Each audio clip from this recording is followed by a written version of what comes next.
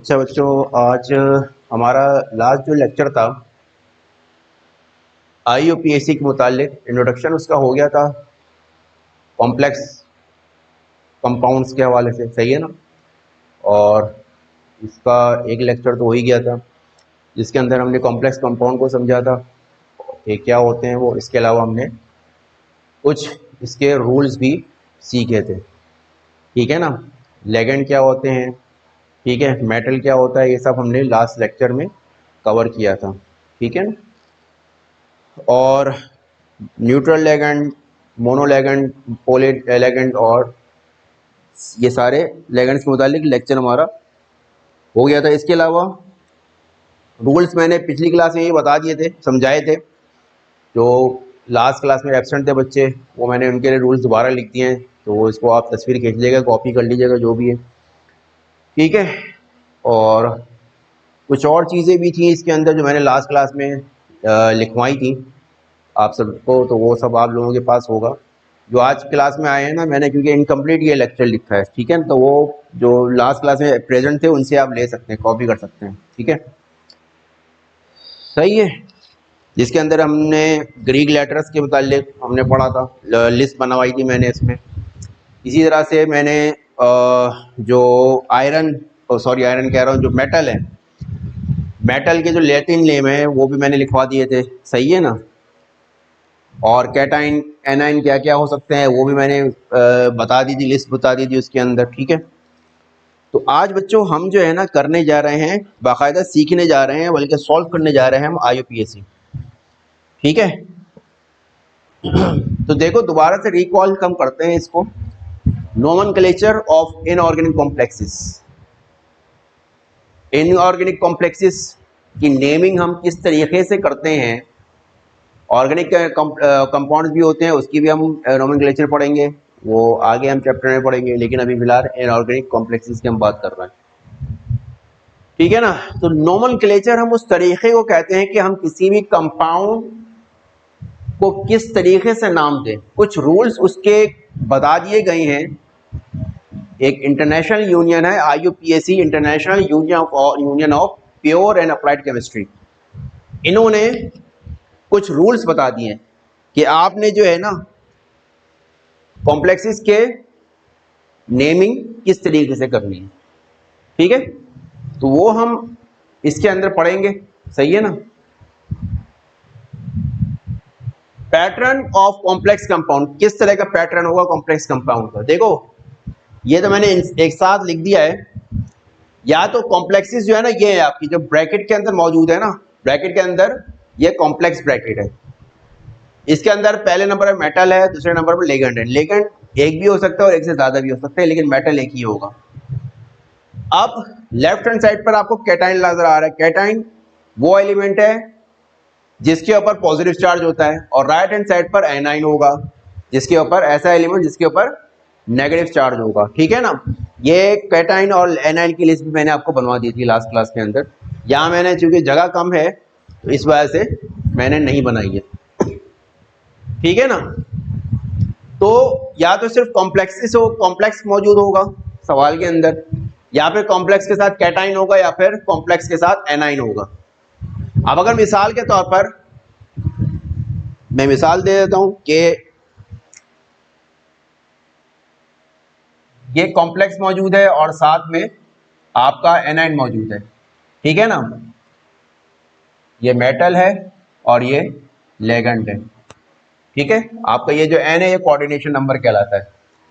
तो ये आपके पास कॉम्प्लेक्स है और ये आपके पास एनाइन है। तो ये जो कॉम्प्लेक्स कहलाएगा ना, ये पॉजिटिव, सॉरी कैटायनिक कॉम्प्लेक्स कहलाएगा, ठीक है ना।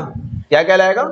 Cationic complex. लेकिन अगर आपके पास जो कॉम्प्लेक्स है उससे पहले कैटाइन मौजूद है, तो वो जो कॉम्प्लेक्स कहलाएगा वो एन आयोनिक कॉम्प्लेक्स कहलाएगा, सही है, ठीक है ना।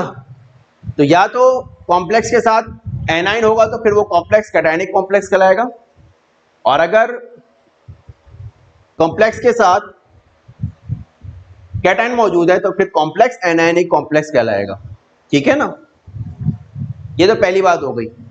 अब ये भी हो सकता है कि ना कैटाइन हो ना एनाइन हो, उस सूरत में क्या होगा फिर मैं आपको सवाल के वक्त ही बताऊंगा, ठीक है। नेमिंग पैटर्न इसकी क्या है, नेमिंग मतलब हम इसको नाम कैसे देंगे।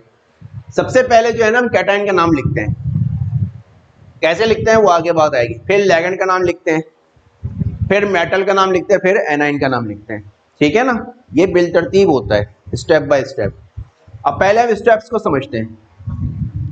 पहला स्टेप क्या है, first name the cation without its quantity. Cation का नाम लिखना है लेकिन उसकी क्वांटिटी नहीं लिखनी है, सही है ना। मेरे ख्याल से मैं एक काम करता हूं कि मैं सवाल ले लेता हूं, उसके बाद सवाल जो है ना हाथ के हाथ में सॉल्व भी करवाता हूं, ठीक है ना। ज्यादा बेहतर होगा कि वो फिर आपको ज्यादा अच्छी तरह समझ में आएगा। देखो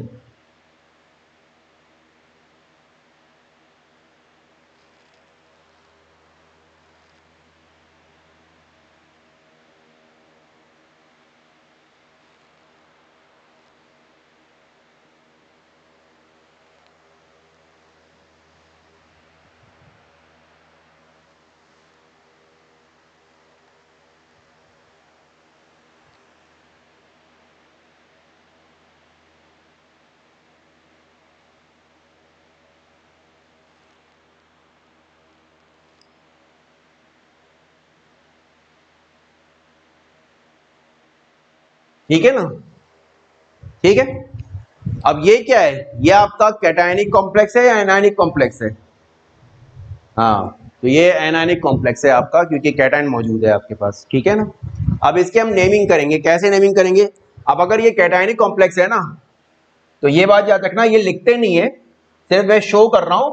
और आप भी अगर करो तो पेंसिल इस्तेमाल करना और बाद में मिटा देना। ये इसके पास +4, इसकी ऑक्सीडेशन नंबर जो +4 हो जाएगी, और इसके ऊपर जो चार्ज आएगा +4 है, और इसका तो फिर ये क्योंकि ये +4 है तो इधर आकर ये -4 होगा। बात आ रही है समझ में। अगर यहाँ पर ये +4 है ना, तो आप सीधे सीधे वहां पर -4 कर दो, बस आंख बंद करके, ठीक है ना। ये क्यों किया है ये अभी बात समझ में आ जाएगी, ठीक है ना। पहला काम आप ये कर लेना सवाल में, लेकिन ये काम जो है ना पेंसिल से करना अगर लिखा हुआ नहीं है तो, ठीक है ना। तो जब जाहिर सी बात है ये आपका एक होता है कि मतलब चार्ज मौजूद होता है कॉम्प्लेक्स के ऊपर ना, तो वो तो जाहिर सी बात है फिर वो सवाल का हिस्सा है। लेकिन ये सवाल का जो मैंने ग्रीन पेन से लिखा है ना, ग्रीन मार्कर से, ये सवाल का हिस्सा नहीं है। तो पहला स्टेप ये, name the cation without its quantity.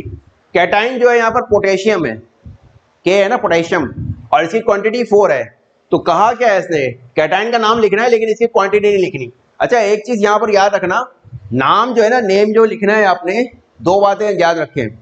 एक तो ये स्मॉल लेटर इस्तेमाल करना है, कैपिटल लेटर इस्तेमाल नहीं करना, ठीक है ना। नंबर 2 के नामों के दरमियान जो है ना, दो नामों के दरमियान गैप नहीं होना चाहिए, मिला के लिखना है बिल्कुल। तो देखो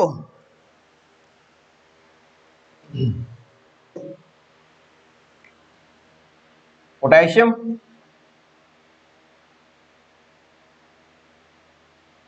ठीक है, पोटेशियम लिख दिया। आगे सेकंड स्टेप पर जाते हैं, name the ligands according to below. Ligand का नाम लिखना है, लेगेंड आपका ये ब्रैकेट के अंदर है। अकॉर्डिंग टू बिलो क्या, follow alphabetical order for more than one ligand. Ligand यहाँ पर एक ही है तो ठीक है ना, अब वो अल्फाबेटिकल ऑर्डर हमें फॉलो करने की जरूरत नहीं है। Number 2, write coordination number of ligands, mention the foot by using tri, di, tri, tetra etc for inorganic ligand, ठीक है ना। Write the coordination number of ligands, यहां पर एक इजाफा कर देता हूं, फर्स्ट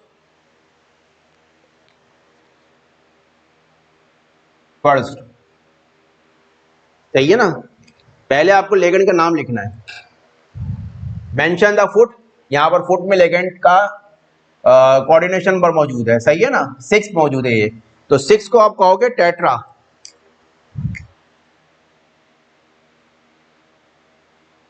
सही है। उसके बाद फिर आपको लेगेंड का नाम लिखना है, ठीक है ना। ऑर्गेनिक के इनऑर्गेनिक लेगेंड था ना, ये जो आपका नाइट्रो है ये आपका इनऑर्गेनिक वो है लेगेंड है, ठीक है ना। इसकी लिस्ट लेगेंड्स की लिस्ट मैंने बनवाई थी, ठीक है, ठीक हो गया। अच्छा ये हो गया। और अगर तो ऑर्गेनिक लिगेंड है तो उसके लिए बिस ट्रेस टेट्रा किस वगैरह हम इस्तेमाल करते हैं, सही है ना। तो अभी तो हमारे पास इनऑर्गेनिक लिगेंड है। ये हो गया टेट्रा नाइट्रो, लिगेंड की क्वांटिटी आ गई और लिगेंड का नाम आ गया नाइट्रो, सही है ना, टेट्रा नाइट्रो, ठीक है।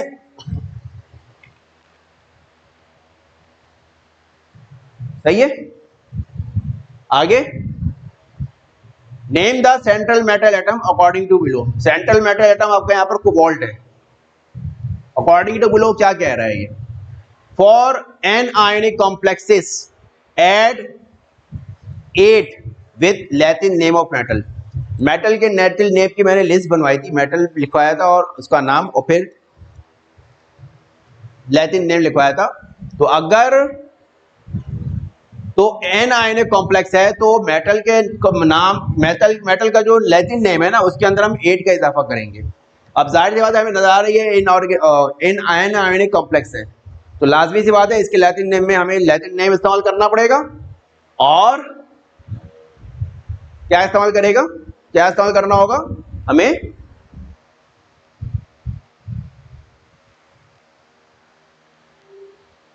ठीक है ना।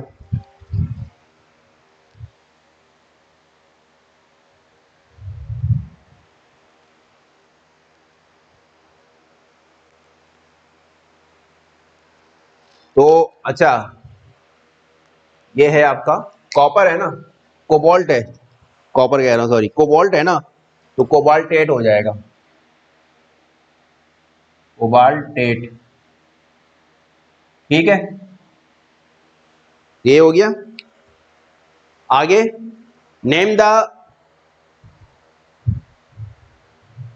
अच्छा कोई एक स्टेप मैंने छोड़ दिया गालिबन, हाँ एक स्टेप मैंने छोड़ा है, मैं यहां लिख देता हूं, आप लोग नोट कर लीजिएगा।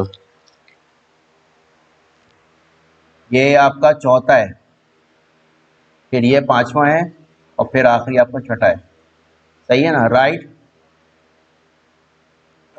Coordination number, number of metal in Roman, सही है ना। कोऑर्डिनेशन नंबर हमें मेटल के लिखना है रोमन में, ठीक है। Inside in small bracket, inside small bracket, जिसको हम पैरेंथेसिस भी कहते हैं, ठीक है। ये चीज रह गई थी। तो अब देखो यहां पर हमें, मैं यहां पर जो है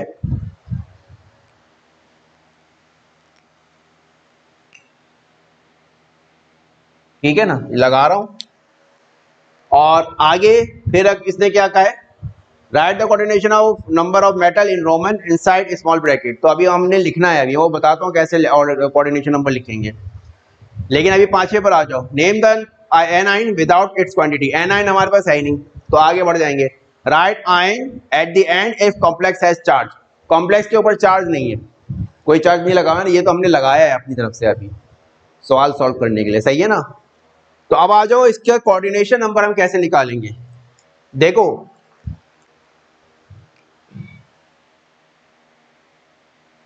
कोबाल्ट, क्या कर देता हूं मैं, कोबाल्ट है ना, ठीक है ना। अच्छा नाइट्रो जो है मोनोडेंटेट लिगेंड है, इसकी ऑक्सीडेशन नंबर जो होती है -1 होता है इसका, और इसकी क्वांटिटी कितनी है 6 है, ठीक है। ये लिख लिया आपने। उसके बाद आगे कुछ भी नहीं है ना ब्रैकेट के अंदर, कॉम्प्लेक्स के अंदर। उसके बाद जो चार्ज हमने लगाया अपनी तरफ से वो -4 लगाया है, ठीक है।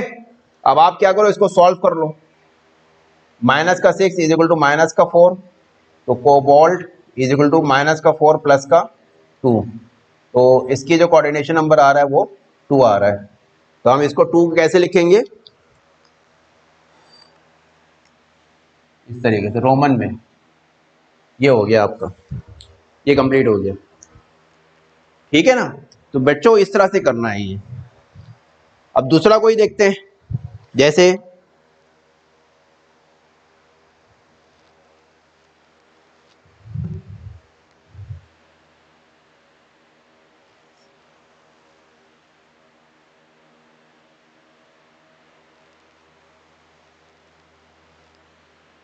ये इंतहाई आसान टॉपिक है और पेपर में भी ये जाहिर सी बात है आता है, सही है ना। तो आप लोग इसको करो, प्रैक्टिस मांगती है ये चीज़ ना। जब प्रैक्टिस हो जाएगी फिर कोई मसला नहीं होगा आपको,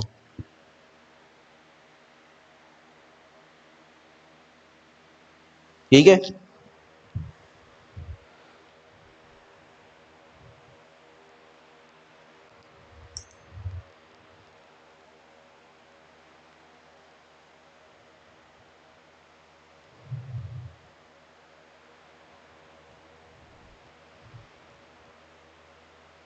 सही है बच्चों।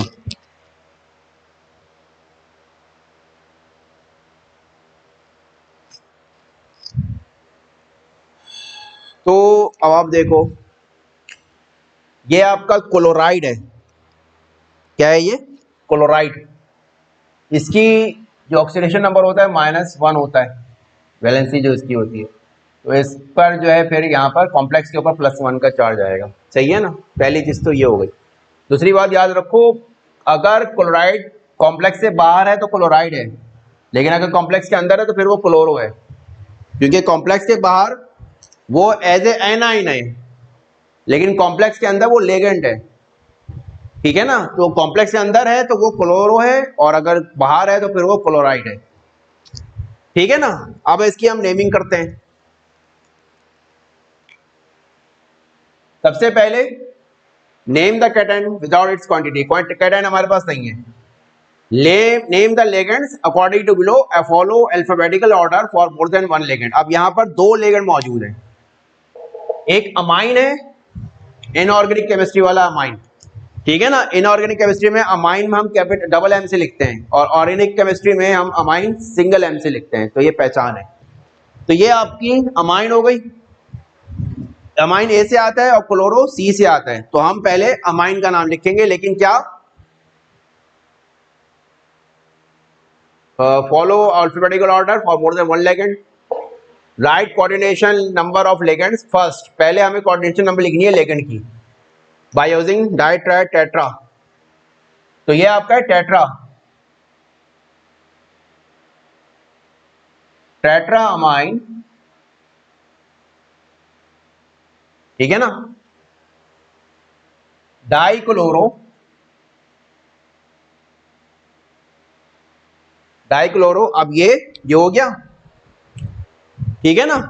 अब आ जाओ, ऑर्गेनिक तो है ही नहीं। Name the central metal atom according to below for anionic complex. Anionic complex नहीं है, छोड़ दो इसको, ठीक है ना। तो ये आयनिक कॉम्प्लेक्स नहीं है ना, तो इसका हम क्या जो इंग्लिश नेम है वही इस्तेमाल करेंगे। क्रोमियम का लैटिन नेम भी क्रोमियम है, और इंग्लिश नेम तो है ही इसका क्रोमियम, ठीक है। क्रोमियम,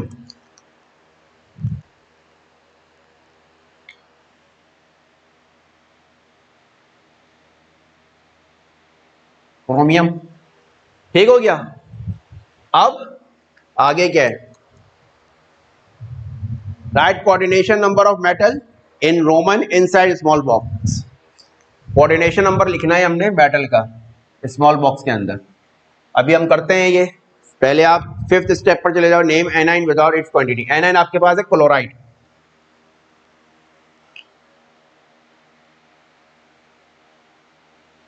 क्लोराइड, ठीक है ना। ये हो गया। अब क्या करना है, हो गया ना, right A9 at the end if complex has charge. Charge हमारे पास कोई भी नहीं है एनाइन के ऊपर, सही है ना। सॉरी, एनाइन कह रहा हूँ, कैटायनिक कॉम्प्लेक्स के ऊपर हमारे पास कोई चार्ज नहीं है। जो ग्रीन मार्कर से मैंने खुद लगाया है, ये सवाल का हिस्सा नहीं है। ये पॉइंट मैं अभी समझा दूंगा। अगर सवाल में मौजूद है ना चार्ज, तब आप लिखेंगे आइन। ये तो हमने बस बैलेंस करने के लिए, ये जो है ना रोमन, में जो हम इसके कोऑर्डिनेशन नंबर लिखते हैं मेटल का, उसके लिए हमने लगाया है अपनी सहूलत के लिए। इसलिए मैंने कहा ना ये ऊपर जो चार्ट लगा रहे हो ना पेंसिल से लगाना, ताकि आपको पता हो कि ये आपने लगाया, सवाल का हिस्सा नहीं है। सही है। तो चलो अब इसकी मेटल की हम कोऑर्डिनेशन नंबर निकालते हैं। अब देखो यहां से मैं मिटा देता हूं इसको।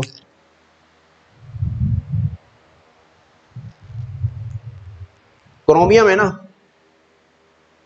क्रोमियम है प्लस, अब ये है अमाइन। अमाइन जो है ना आपका न्यूट्रल लेगेंड है, ठीक है ना, न्यूट्रल लेगेंड है यानी 0, इसकी ऑक्सीडेशन नंबर, और ये 4, क्वांटिटी कितनी है 4 है इसकी। फिर आपके पास क्लोरो, ये नेगेटिव लेगेंड है ना, नेगेटिव तो होता ही नेगेटिव है, या फिर न्यूट्रल होगा, या तो नेगेटिव होगा या फिर न्यूट्रल, तो ये नेगेटिव है, इसका ऑक्सीडेशन नंबर होता है -1, और ये कितना है, ये 2 है। सही है ना, इक्वल टू प्लस का 1। सही है। तो क्रोमियम माइनस का 2 इज इक्वल टू प्लस का 1, तो chromium is equal two plus का 3 हो जाएगा। सही है ना, तो ये आ गई आपकी।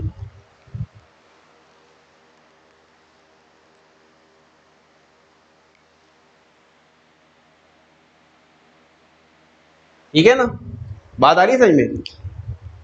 कैटाइन की एग्जाम्पल आ गई, एनाइन की एग्जाम्पल आ गई। आगे चलते हैं, हम मजीद कुछ देखते हैं। अब देखो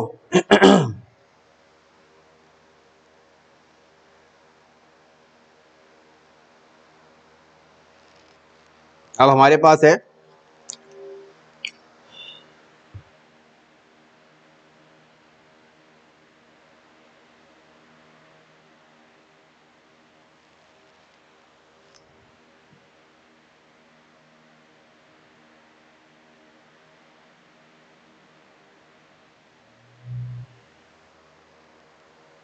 सही हो गया।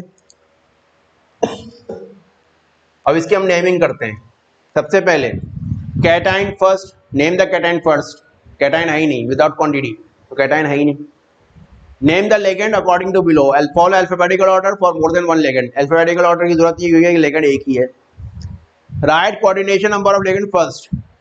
कोऑर्डिनेशन नंबर इसका क्या है, टेट्रा।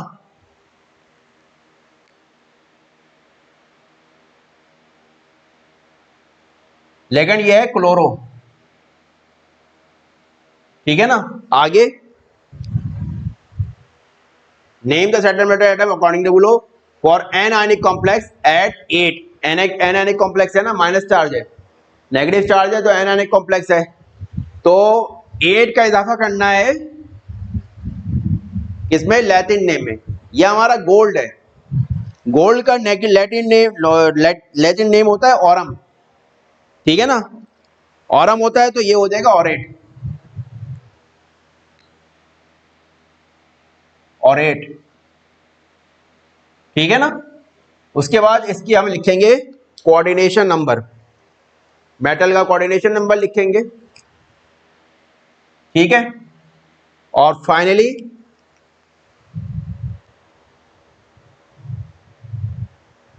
ठीक है ना, direct coordination number of metal in Roman inside small bracket. अभी करते हैं ये काम। Name the A9 without its quantity, A9 हमारे पास मौजूद नहीं है। राइट आइन at the end if complex has charge. अब देखो ये जो आइन लगा हुआ है, चार्ज लगा हुआ है ना, तो ये सवाल का हिस्सा है, जब भी मैंने यहाँ ब्लैक से लिखा है, तो ये चार्ज है ना, तो चार्ज अगर होगा तो आपने नाम के आखिर में ना, जब नाम कंप्लीट हो जाए तो आप आइन का इजाफा कर देंगे।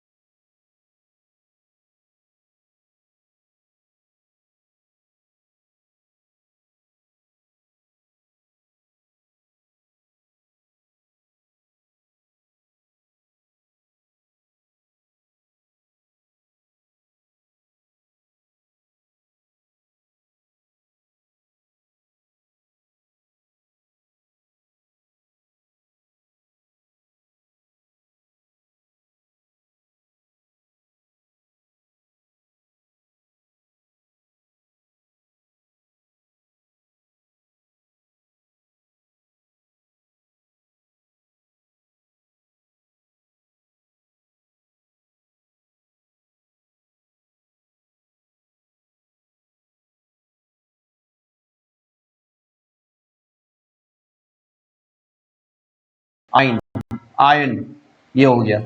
अब ये नहीं बताना है कि पॉजिटिव क्या नेगेटिव है, सही है ना, ये जरूरत नहीं है। अब हम इसकी क्या करते हैं, कोऑर्डिनेशन नंबर मालूम करते हैं। किसका, ऑरेट का।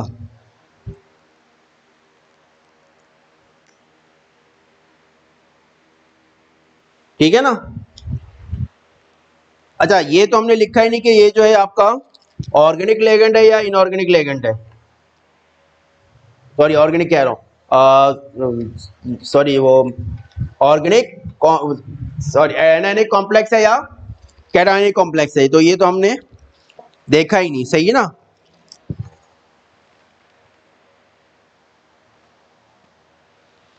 तो ये देखो, ये जो है ना आपका,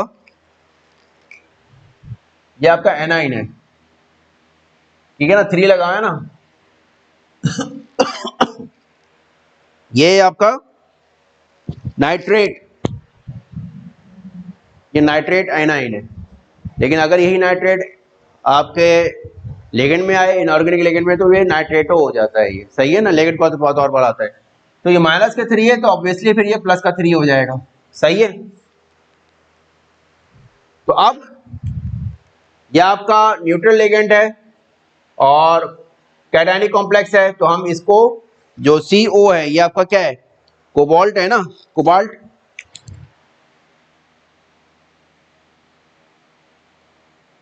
कोबाल्टेट नहीं करेंगे, उसके बाद इसकी ऑक्सीडेशन नंबर लिखेंगे, आखिर में हम ये लिखेंगे नाइट्रेट,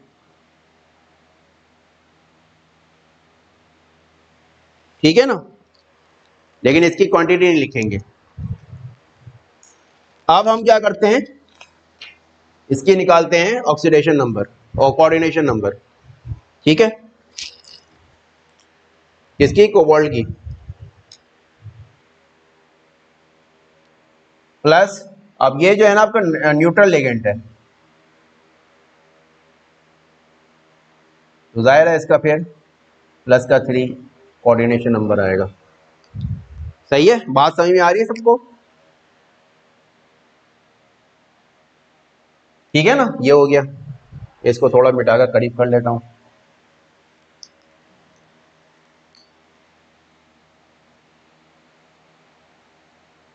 ठीक है ना। तो कुछ लेकिन ऐसे हैं जो एनायनिक कॉम्प्लेक्स के तौर पर आते हैं या कैटायनिक कॉम्प्लेक्स के तौर पर आते हैं, सॉरी कैटायन और एनायनिक के तौर पर आते हैं, तो वो बस ध्यान रखना है आपने, ठीक है ना।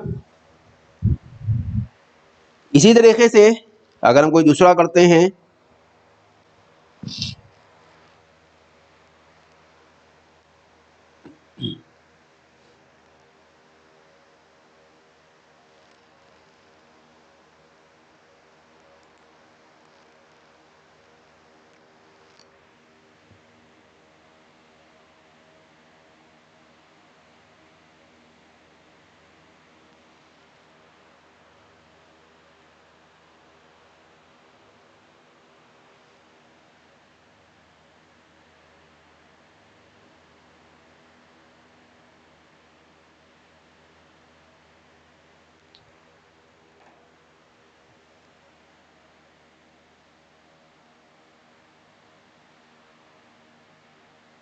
हो रही है गालिबन,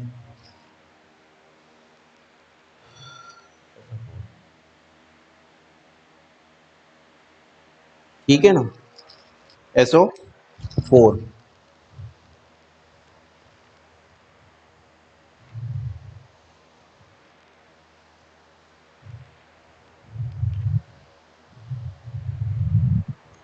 ठीक है।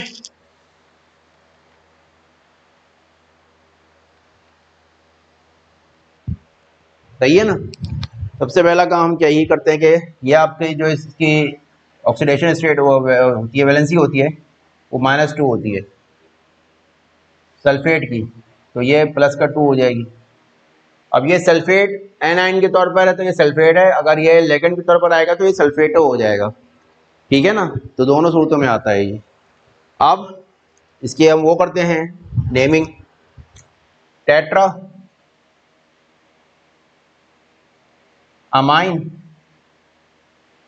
सही है ना। पॉइंट में रिपीट नहीं कर रहा, पॉइंट कई दफा हो चुका है रिपीट, टेट्रामाइन, अब ये आपका क्या है, कॉपर है ना, क्योंकि कैटायनिक कॉम्प्लेक्स है कॉपर, ठीक है ना।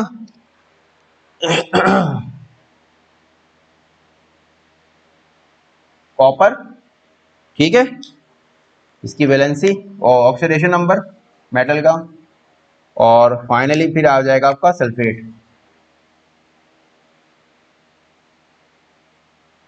ठीक है ना। इसकी ऑक्सीडेशन नंबर निकालते हैं।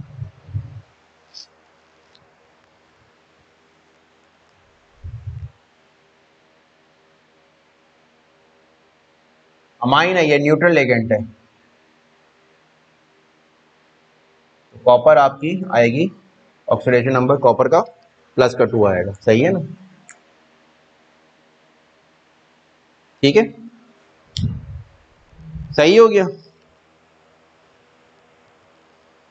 तो यहां आकर ये जो है ना आपका टॉपिक खत्म हुआ इसके अंदर, ठीक है। तो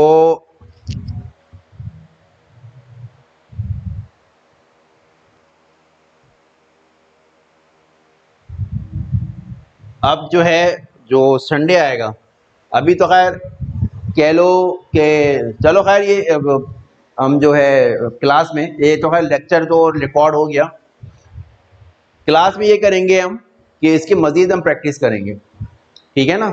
नेक्स्ट जो क्लास होगी, यानी जो कल जो क्लास होगी, उसमें हम इसकी मज़ीद प्रैक्टिस करेंगे, ठीक है।